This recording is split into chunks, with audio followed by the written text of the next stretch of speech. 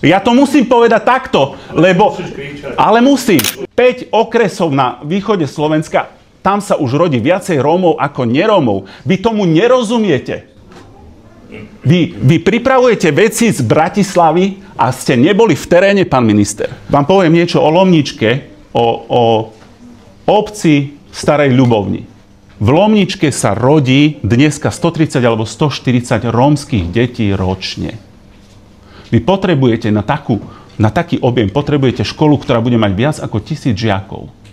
V tej Lomničke sa rodí viacej detí ako v okresnom meste Stará Ľubovňa. A vy tu rozprávate, alebo idete dávať do života zákony o nejakej inklúzii. Vy netušíte, čo je inklúzia a ako sa tá inklúzia robí.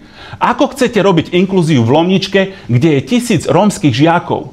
Aj keby ste s týmito žiakmi zaplavili celý okres Stará Ľubovňa, tak neviete urobiť žiadnu inklúziu. My nepotrebujeme inklúziu, my potrebujeme hlavne na východe Slovenska úplne špecifický prístup.